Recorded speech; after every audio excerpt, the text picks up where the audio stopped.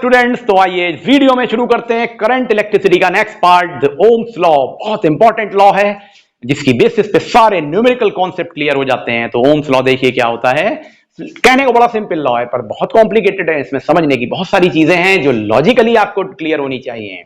तो देखिए, जब किसी कंडक्टर में करंट फ्लो कर रही होती है ना, तो करंट कैसे फ्लो करती है? पोटेंशियल डिफरेंस अप्लाई करने से। मतलब एक तरफ हायर पोटेंशियल है, दूसरी तरफ लोअर पोटेंशियल है, तो करंट हायर पोटेंशियल से लोअर पोटेंशियल की ओर जाती है। बड़ा कॉमन फिनोमेना है, आप अपने घर में देखते हैं। हाई वोल्टेज आता है या लो वोल्टेज आता है, या बोलते हैं ना वोल्टेज आता है, तो आप कहते हैं देखते हैं ज्यादा वोल्टेज आता है तो ज्यादा करंट आ जाती है, कम वोल्टेज आता है तो कम करंट आ जाती है। ये क्या है? यही ओम्स लॉ है। सिंपल वे में समझिए तो वोल्टेज और करंट का एक डायरेक्ट रिलेशनशिप है, लेकिन उसमें एक कंडीशन एप्लीकेबल है कि तार की, कंडक्टर की फिजिकल कंडीशंस ना खराब हो और टेम्परेचर कांस्टेंट रहे और लो रहे, कम टेम्परेचर रहे। ये नहीं कि टेम्परेचर बदल गया, क्योंकि टेम्परेचर बदलने से रेजिस्टेंस बदल जाती है। Means according to Ohm's law क्या होता है? Current flowing in the conductor is directly proportional to the potential difference applied across the ends of conductor.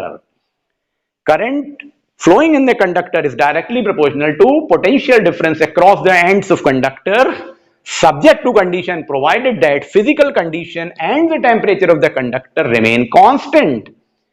बहुत टेम्परेचर हाई ना हो, फिजिकल कंडीशन को आप ना बदलें, आप तार को स्ट्रेच कर दें जैसा डिस्कस किया था, तो रेजिस्टेंस बदल जाएगी। तो क्या हुआ? Current is directly proportional to the voltage है, तो इसका प्रोपोर्शनलिटी साइन हटाएंगे तो एक कांस्टेंट लगा देंगे जिसे हम कहते हैं capital R, external resistance of circuit, जिसके बारे में आप सीख चुके हैं, कोलिजन ऑफ इलेक्ट्रॉन्स के कारण होती है। तो V अपॉन I यानी कि करंट का रिलेशनशिप है, ये is a constant, means V is equal to IR। R एक रेजिस्टेंस है, आपने रेजिस्टिविटी के बारे में भी पढ़ा है, रेजिस्टेंस के बारे में भी पढ़ा है, तो वो एक कांस्टेंट वैल्यू होती है। तो V is equal to I R एक फॉर्मूला बन गया, या I is equal to V upon R, जैसे भी चाहे लिखें, तो V upon I is equal to R. इस रेजिस्टेंस की यूनिट होती है ओम। तो 1 ohm is equal to 1 volt बना 1 एम्पियर। हायर यूनिट में 1 kilo ohm is equal to 10 to the power 3 ohm. 1 mega ohm is equal to 10 to the power 6 ohm होता है। Means अब अगर हम ये कहें कि इसमें 1 एम्पियर की करंट फ्लो कर रही है, अगर यहां करंट 1 एम्पियर है, तो पोटेंशियल डिफरेंस किसके बराबर हो जाएगा? रेजिस्टेंस के बराबर हो जाएगा। तो न्यूमेरिकल वैल्यू में देखें तो if the current of 1 ampere is there, तो V is equal to I R में V is equal to R हो जाएगा, क्योंकि I की वैल्यू हमने 1 एम्पियर ले ली। तो it means resistance of the conductor is numerically equal to the potential difference. Resistance की वैल्यू किसके बराबर हो गई? न्यूमेरिकली पोटेंशियल डिफरेंस के बराबर हो गई for the flow of unit current, 1 ampere की करंट के फ्लो के रिलेशन में। तो आपने ये ओम्स लॉ समझ लिया। समझने में बहुत सिंपल है। अभी इसके आगे चलते हैं तो इसके ग्राफिकल प्रेजेंटेशन को देखेंगे और देखेंगे रेजिस्टेंस, वोल्टेज और करंट का ग्राफिकल प्रेजेंटेशन कैसे होता है और स्लोप का क्या इंपॉर्टेंस है, और उसके बाद देखेंगे ohmic and non ohmic conductors. To Ohm's law अब हम एक चीज पढ़ने जा रहे हैं जिसे हम कहते हैं कंडक्टेंस। अभी हमने देखा कि रेजिस्टेंस वोल्टेज और करंट से रिलेटेड है। जैसे हमने बोला V is equal to I R, तो R is equal to V upon I, यानी R एक कांस्टेंट है। किसका रेशियो है? वोल्टेज और करंट का। जहां रेजिस्टेंस ज्यादा होगी वहां पे कंडक्टेंस कम होगी, क्योंकि ज्यादा करंट फ्लो करेगी, इसका मतलब रेजिस्टेंस कम ऑफर हो रही है, और ज्यादा रेजिस्टेंस ऑफर हो रही है, इसका मतलब कम करंट फ्लो कर रही है। ये एक बिल्कुल लॉजिकल रिलेशन है। तो एक चीज हम यूज करते हैं conductance, means conductance is the reciprocal of resistance होता है। तो conductance is equal to 1 upon resistance, और इसकी यूनिट होगी इनवर्स ऑफ द ओम, क्योंकि रेजिस्टेंस की यूनिट ओम होती है, तो कंडक्टेंस की यूनिट ओम -1 और सीमेंस होती है। मॉडर्न टाइम पे ओम्स -1 यूनिट यूज की जाती है, और लिखने का तरीका होता है ओम पावर -1। दूसरी चीज आती है लिमिटेशंस ऑफ ओम लॉ। देखिए, ओम्स लॉ एप्लीकेबल तो है, लेकिन उसकी एक कंडीशन है। क्या कंडीशन है? Ohm's law is obeyed only when the temperature of the conductor remain constant. क्यों? क्योंकि टेम्परेचर बढ़ने से collision of electron in the conductor increase हो जाता है, और उससे रेजिस्टेंस बदलने लगेगी। या अगर आप फिजिकल स्टेट को चेंज कर देंगे तो क्रॉस सेक्शन एरिया कम होने से रेजिस्टेंस बढ़ जाएगी, यानी कंडक्टिविटी में फर्क आएगा। तो बहुत जरूरी है ओम्स लॉ के फॉलो होने के लिए फिजिकल कंडीशन और टेम्परेचर कांस्टेंट रहना चाहिए। ये इसकी लिमिटेशन हो गई। अब हम लोग देखेंगे graphical presentation of Ohm's law. और एक्सपेरिमेंटल वेरिफिकेशन इसमें क्या होता है, और वोल्टेज और करंट के बीच में ग्राफ कैसे बनता है। अब हम लोग ओम्स लॉ का एक्सपेरिमेंटल वेरिफिकेशन देखते हैं कि कैसे हम इसको लेबोरेटरी में एक्सपेरिमेंटली प्रूफ करते हैं कि रेजिस्टेंस कैसे निकाली जा सकती है ओम्स लॉ के लॉजिक से। तो देखिए, जैसा कि हमने बोला स्टेटमेंट में भी कि करंट और potential difference directly proportional to each other होते हैं। हमने यहां पे एक सर्किट अरेंजमेंट बनाया है। यहां पर देखिए ये बैटरी लगी हुई है जिसका ये पॉजिटिव टर्मिनल है और ये नेगेटिव टर्मिनल है। इस बैटरी से नेगेटिव टर्मिनल से रेहोस्टेट को जोड़ दिया है, ये रेहोस्टेट है RH, और पॉजिटिव टर्मिनल की तरफ हमने ये की लगा दी है, और की से ऑनवर्ड चले तो यहां पर ये रेजिस्टेंस लगा हुआ है, एक्सटर्नल रजिस्टर, जिसकी हम वैल्यू चेक करेंगे, और अननोन है ये, और इससे पैरेलल में लगा दिया वोल्ट मीटर। जैसा कि हम जानते हैं वोल्ट मीटर हमेशा पैरेलल में लगाया जाता है जिससे हम पोटेंशियल डिफरेंस को मेजर करते हैं। और इससे आगे चल के एमीटर लगाया, एमीटर को हमेशा सीरीज में लगाया जाता है सर्किट में जिससे हम रीडिंग ऑफ करंट को मेजर करते हैं। और ये करंट के देखिए रीडिंग आके रेहोस्टेट पे वापस नेगेटिव टर्मिनल से कनेक्ट कर दिया। टर्मिनल्स पे ध्यान दीजिएगा, की तरफ से ये पॉजिटिव टर्मिनल, ये नेगेटिव टर्मिनल राइट हैंड पे, फिर यहां से ये पॉजिटिव टर्मिनल, फिर ये नेगेटिव टर्मिनल, और रेहोस्टेट से जुड़ गया, और रेहोस्टेट से नेगेटिव टर्मिनल से बैटरी जुड़ गई। ये सर्किट हो गया। अब आप रेहोस्टेट की हेल्प से करंट की वैल्यू चेंज करते हैं, करंट की वैल्यू चेंज करते हैं, करंट की वैल्यू बदलेगी तो वोल्टमीटर की वैल्यू बदलेगी, यानी वोल्टेज और करंट का रिलेशनशिप होता है। तो हमने एक एग्जांपल लिया हुआ है, यहां पे एक टेबल बनाई, करंट की वैल्यू उसकी, वोल्टेज की वैल्यू उसकी, और उसके रेशियो से निकालेंगे रेजिस्टेंस। तो देखिए क्या आया, जब आप इसमें रेहोस्टेट की हेल्प से करंट को चेंज करते हैं तो देखा जाता है 0.2 एंपियर की करंट पे 0.5 वोल्टेज पे हो रही है ये सिचुएशन। 0.4 एंपियर की करंट हमको 1 वोल्ट पे ऑब्टेन हो रही है, इसकी रीडिंग 1 वोल्ट आ रही है, तो यहां पर 0.4 आ रहा है।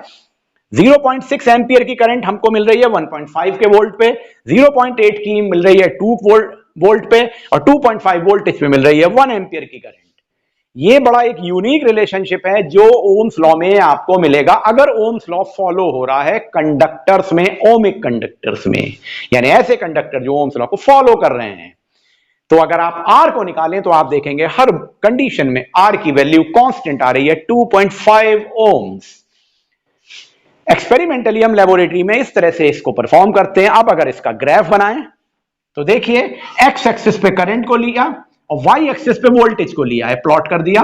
तो जब आप इन रीडिंग्स को प्लॉट करेंगे तो आपको ये एक लाइन मिलेगी डिफरेंट पोजीशंस पे करंट और वोल्टेज के रिस्पेक्ट में।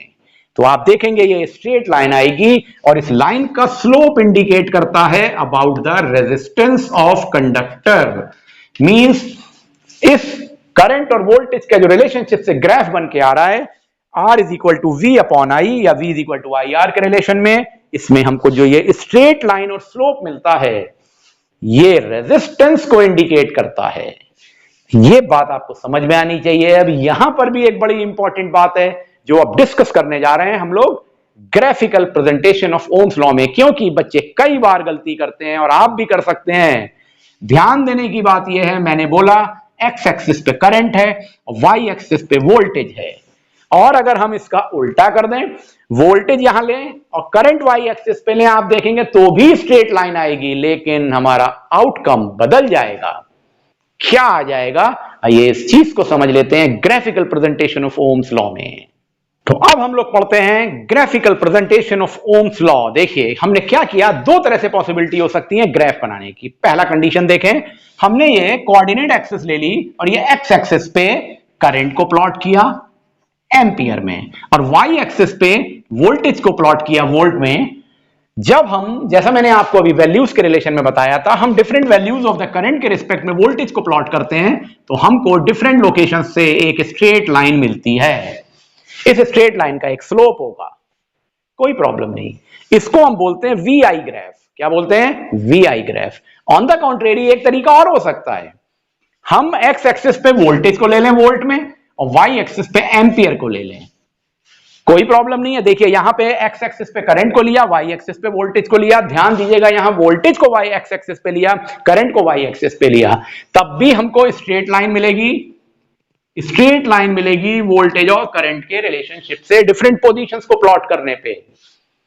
तो क्या दोनों कंडीशन में ये रेजिस्टेंस है? नहीं है। क्यों नहीं है? क्योंकि हम जानते हैं फॉर्मूला होता है V is equal to I R और R is equal to V upon I. R is equal to V upon I, यानी कि वोल्टेज का रिलेशन करंट के रेशियो से रेजिस्टेंस बनता है। तो आइए प्लॉटिंग को देखें। तो देखिए, एक ये करंट की वैल्यू I1 है, इसके सामने ये वोल्टेज V1 है, तो ये प्लॉट किया। एक करंट की वैल्यू I2 है उसके आगे, तो ये वोल्टेज V2 है यहां पर, तो ये चेंज ऑफ वोल्टेज हो गया V2 माइनस V1 यानी डेल्टा V। ये चेंज ऑफ करंट हो गया I2 माइनस I1 यानी डेल्टा I। तो इसका जो स्लोप है ना, रेजिस्टेंस, जिसे हम रेजिस्टेंस बोलते हैं, ये क्या है? रेजिस्टेंस है ये, slope of this VI graph. तो स्लोप निकालें तो y2 minus y1 upon x2 minus x1 slope होता है, तो हमने लिख दिया v2 minus v1 upon i2 minus i1 यानी delta v upon delta i is resistance. और ये एक कांस्टेंट होता है जो ओम्स लॉ को वेरीफाई करता है, यानी this is the verification of Ohm's law in graphical way. तो delta v upon delta i से हमको मिल रहा है रेजिस्टेंस, यानी ये लाइन रेजिस्टेंस को इंडिकेट कर रही है। आइए अब इसको पढ़ें। तो यहां पर अगर आप एक वैल्यू V1 की ले लें तो ये I1 होगा, ये V1 है तो ये I1 होगा। यहां पर ये दूसरी वैल्यू V2 की ले लें तो इसके रिस्पेक्ट में यहां पे ये I2 होगा। तो यहां पे ये डेल्टा I होगा y एक्सिस पे और यहां पे x एक्सिस पे डेल्टा V होगा। अब अगर आप इस लाइन का स्लोप निकालें तो slope is equal to I2 minus I1 यानी कि y2 minus y1 upon x2 minus x1 यानी कि V2 माइनस V1। तो हमारे सामने आएगा delta I upon delta V। देखिए ओम्स लॉ क्या था? V upon I is equal to R, और यहां पे क्या आ रहा है? I upon V। इसका मतलब ये तो 1 अपॉन R हो गया। इसको अगर इन्वर्स कर दें तो ये स्लोप इंडिकेट करता है 1 अपॉन R को। और 1 अपॉन R क्या होता है? रेसिप्रोकल ऑफ रेजिस्टेंस यानी कि कंडक्टेंस। तो ये जो स्लोप है ये कंडक्टेंस को इंडिकेट करता है। किस तरह के ग्राफ में? IV ग्राफ में। जब VI ग्राफ को लेते हैं तो हमें रेजिस्टेंस मिलती है स्लोप से, और जब IV ग्राफ लेते हैं तो 1 अपॉन R यानी कि रेसिप्रोकल ऑफ रेजिस्टेंस यानी कि कंडक्टेंस का ग्राफ मिल जाता है ओम्स लॉ में। बहुत इंपॉर्टेंट है, इसको ध्यान देना। एग्जामिनेशन में से लेके बड़े बड़े कंपटीशन तक में क्वेश्चंस आ जाते हैं, और ये केवल चेंज कर देने से पूरा कॉन्सेप्ट ही बदल जाता है। यहां रेजिस्टेंस बहुत हाई है, यहां तो रेजिस्टेंस बहुत कम है, क्योंकि ये स्लोप से इंडिकेट हो रहा है। आई थिंक ये बात समझ में आ गई होगी आपको।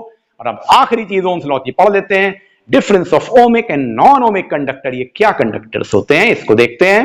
लोग पढ़ लेते हैं ohmic and non ohmic conductor. देखिए वो सारे conductors, metallic conductor like aluminium, copper, silver, iron, alloys, nichrome, chemical electrolytes, ये सब अगर लो टेम्परेचर पे फिजिकल कंडीशन कांस्टेंट रख रहे हैं तो ये हमेशा ओम्स लॉ को फॉलो करते हैं, तो इन्हें कहते हैं हम ओमिक कंडक्टर्स। ये सारे ओमिक कंडक्टर्स हैं।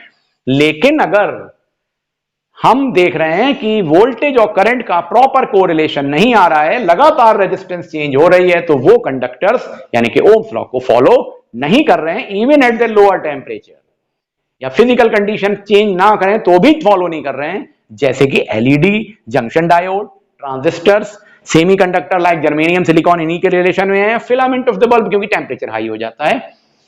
ये सब कहलाते हैं ओमिक कंडक्टर। सिंपल सी बात, the conductors which follow the Ohm's law, obey the Ohm's law, are ohmic conductor which do not follow the Ohm's law are non ohmic conductor. Example भी आपको समझ में आ गए।